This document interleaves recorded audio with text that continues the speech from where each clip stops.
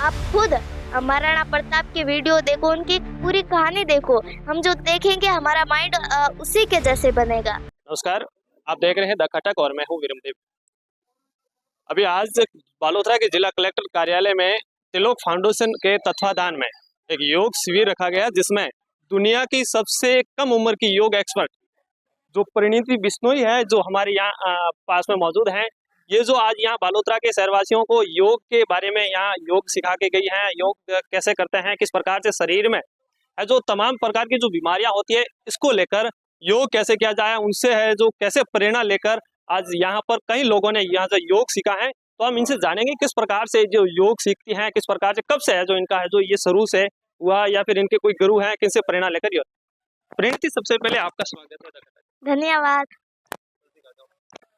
आपने सबसे पहले कहाँ से इस प्रकार से जो योग, आप कम उम्र की हैं, जैसे आपकी उम्र बताई जा रही है मात्र 11 साल की, तो कैसे है जो आपने ये सीखा, आपके प्रेरणादायक किनसे है जो प्रेरणा लिया आपने? मुझे प्रेरणा मेरे पापा से मिली। लॉकडाउन से पहले मेरे पापा थोड़ा-थोड़ा योग करते थे, तो हम भी उनके पास आके करते थे। और जब लॉकडाउन लग गया तो सभी घर में रहते थे और मेरे पापा भी घर में रहते थे, तो वो रोज़ाना सुबह योग करते थे, तो हम भी उनके पास आके योग करते थे। और फिर ऐसे मुझे मेरे पापा से प्रेरणा मिली और मैंने योग सीखा। आप कौन सी कक्षा में पढ़ाई करती है? मैं 5th क्लास में पढ़ती हूँ। अच्छा, पढ़ाई के साथ साथ में योग कैसे सब कुछ संभव? आ, योग और पढ़ाई ऐसे मैनेज होती है कि जो योग करता है उनका माइंड अपना आप डेवलप हो जाता है, तो इसकी वजह से मैं योग और पढ़ाई को मैनेज कर लेती हूँ। अच्छा, आपने जो योग कब से शुरू किया था, कैसे है जो किसके ऐसे साथ, और किसी को आपने इसमें योग के बारे में समझाया सिखाया होगा, कितने आपने ऐसे के आपके सहपाठी? मैंने योग आज तक तो मैंने 2 लाख से अधिक लोगों को योग सिखाया है। और मैं योग हर शहर में, हर डाँडे-डाँडे में और हर गाँव-गाँव में मैं निःशुल्क योग के शिविर लगाती हूँ और लोगों को योग के प्रति जागरूक करती हूँ। आपकी अभी एक समाचार पत्रों में वगैरह सोशल मीडिया पर हमने तस्वीर देखी थी कि क्रिकेट जगत के जो एक भगवान कहे जाने वाले सचिन तेंदुलकर की भी एक तस्वीर आपके सामने आई थी। क्या कुछ उसके बारे में भी कहना सही तस्वीर है? हाँ, क्रिकेट के भगवान सचिन तेंदुलकर जी ने पहले मुझे ट्वीट भी किया था और फिर उन्होंने मुझे अपने घर पे बुलाया, तो मुझे बहुत ही ज़्यादा अच्छा लगा। और उनसे मुझे प्रेरणा मिलती है सूरज की तरह, ऊर्जा मिलती है उनसे मुझे। जब वो मुझे ट्वीट करते हैं तो मुझे बहुत अच्छा लगता है। आपके परिवार वालों को कैसा सपोर्ट रहता है? मेरे परिवार का फुल सपोर्ट रहता है और वो मैं कोई भी इवेंट में जाती हूँ बड़े, तो वो हमेशा टूर्नामेंट होता है मेरे योगा के, तो वो हमेशा यही प्रार्थना करते हैं घर में कि मैं हमेशा मेरा गोल्ड मेडल आए। आज के समय में जो बच्चे हैं ज़्यादातर मोबाइल में इतने व्यस्त हो जाते हैं कि मोबाइल और दुकान में कई प्रकार की बाज़ारों में जो चीज़ें होती हैं वो खाने को मिलती हैं उनको, या फिर मोबाइल में जो खेल प्रकार या फिर योग से संबंधित उनको कोई खेल की आज के समय भूल गए। तो इसको लेकर आप जो जो अपने उम्र के जो बच्चे हैं, जो कम उम्र के हैं, उनको क्या संदेश? हाँ, तो मैं अपने भाई-बहनों को ये कहना चाहूँगी कि फ़ोन मत चलाओ, क्योंकि आजकल के जो बच्चे हैं वो फ़ोन में कार्टून देखते हैं और वो कार्टून देख-देख के उनकी ज़िंदगी कार्टून बन चुकी है।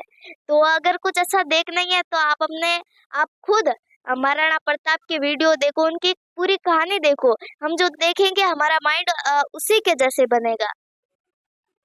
ये परिणीति बिश्नोई है, जिनसे कई जो योग एक्सपर्ट हैं ये भी इनसे कुछ प्रेरणा लेते हैं कि कम से कम एक जो दुनिया की सबसे कम उम्र की जो योग एक्सपर्ट हैं, जो आज कई लोगों को सिखा रही योगा, और यहाँ कई तमाम जो बालोतरा में भी ऐसे कार्यक्रम रखे, और आज पहला जो कलेक्टर कार्यालय में रखा गया इनके साथ। और हमारे एक और सहयोगी से बात करेंगे जो इनके पिताजी हैं, इनसे भी जानेंगे कि किस प्रकार से इन्होंने है जो इन बच्ची को किस प्रकार से योगा में है जो एक्सपर्ट बनाया। क्या नाम है सर आपका? मेरा नाम रामचंद्र बिश्नोई है, लेकिन अब मेरा नाम परिणीति के पिता के तौर पे जाना जाता है। ये मेरे लिए गर्व की बात है और इसको मैं हमेशा मतलब जितना गर्व होता है ना, उससे ज़्यादा महसूस करता हूँ। दिल भर जाता है जब कोई कहता है कि परिणीति के फादर है, पिता है, तो मैं तो मेरा नाम परिणीति के पिता नाम बस इतना ही पहचान रखता हूँ। आपने सबसे पहले इनको किस प्रकार से कब से शुरुआत करवाई थी योगा के? योगा की शुरुआत लॉकडाउन से हुई थी। आप सबको पता है कोरोना काल के अंदर किस प्रकार से बीमारियों ने हमें घेर लिया था, इम्यूनिटी सिस्टम कमजोर पड़ गया था सबका, तो तरह तरह की बीमारियां आने लगी थी, लोग मर रहे थे। उस समय देश को किसने बचाया? पूरे विश्व को किसने बचाया? योगा ने बचाया। आज सबसे ज्यादा योगा टीचर की डिमांड अमेरिका कर रहा है। ये आप टाइम्स ऑफ न्यूज़ की रिपोर्ट देख सकते हो। तो ये योगा है ना, इसी से ही होगा। और स्वस्थ रहना है तो योगा करना पड़ेगा, जीना है तो योगा करना पड़ेगा। और अभी जीना सबको है तो योगा सबको करना पड़ेगा। आज कर रहे हैं जो नहीं कर रहे हैं, मैं उनको ये कहना चाहता हूँ, इस विचारधारा में आ जाओ, नहीं तो फिर आना पड़ेगा। फिर कोई बड़ा विशेषज्ञ आके आपको बोलेगा कि भाई साहब योगा कर लो, फिर करना पड़ेगा, फिर जब तक देरी हो जाएगी। इससे पहले अभी समझ जाओ।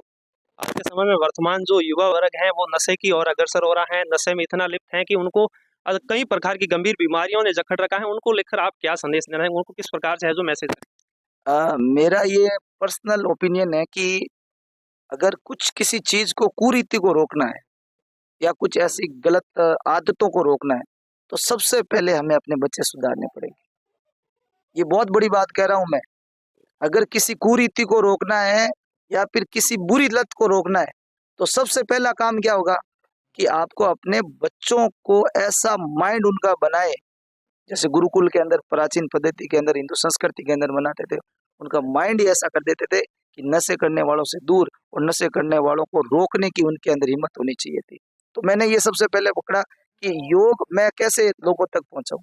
परिणीति के अंदर योग की प्रतिभा देखी तो मैंने इसको एक माध्यम बनाया और इसकी प्रतिभा को दुनिया के सामने लाने का प्रयास किया है। तो आज आप देख ही रहे हो, भारत के सबसे बड़े उद्योगपति आनंद महिंद्रा जो खुद परिणीति के सूर्य नमस्कार को फॉलो करते हैं, सचिन तेंदुलकर जैसे महान क्रिकेटर, भारत रत्न जो एक हमारे सामने उदाहरण है, उन्होंने अपने जीवन को किस प्रकार से जिया, उन्होंने परिणीति की प्रतिभा को पहचाना, क्योंकि वो खुद प्रतिभावान, कहते हैं ना हीरे की परख जोरी कोई होती है, उसी प्रकार से सचिन तेंदुलकर ने इस प्रतिभा को पहचाना।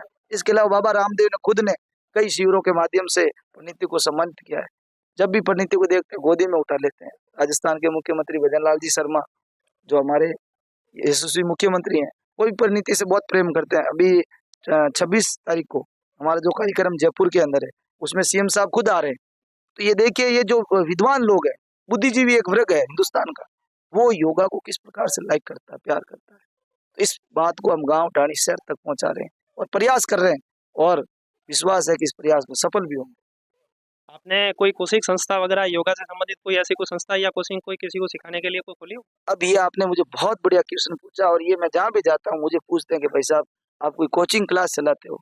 तो मैं उनको एक ही बात कहता हूँ, मैं भाई योगा की कोचिंग क्लास नहीं चलाता हूँ। अब योग की अगर कोचिंग क्लास चलाऊं तो उसके अंदर 15, 20, 25, 30, 50 लोगों को भी योग सिखा सकता हूँ मैं, और वहाँ 30 दिन मुझे हाजिर रहना पड़ेगा।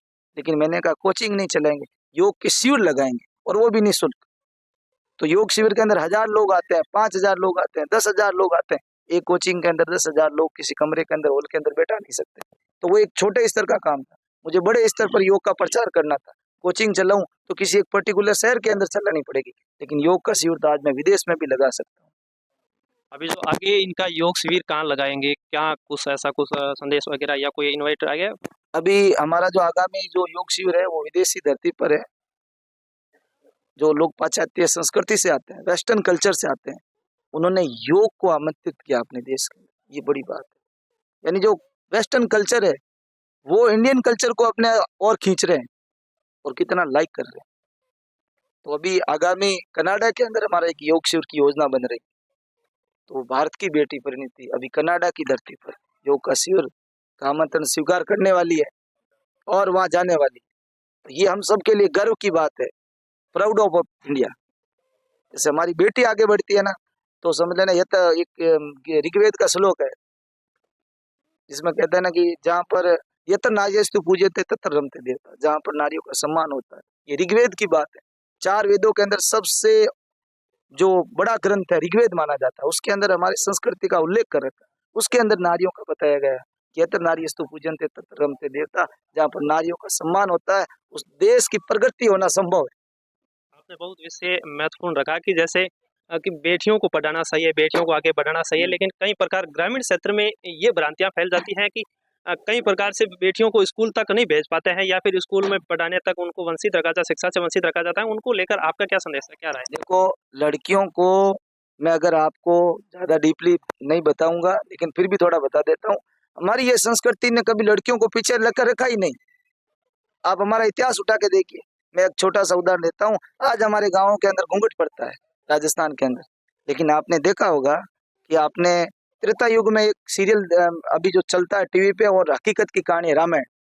रामायण के अंदर श्री राम ने विवाह किया था। जब सीता और राम का स्वयंवर हुआ था, उस समय सीता ने घूंघट थोड़ी निकाला था। इस चीज को नोटिस करो आप। जब राम जी ने सीता से विवाह किया था, उस समय घूंघट प्रथा नहीं थी। नारियों का सम्मान था, नारी साथ में हाथ बटाती थी। राम जी वनवास भी गए था, सीता जी को साथ लेके गए।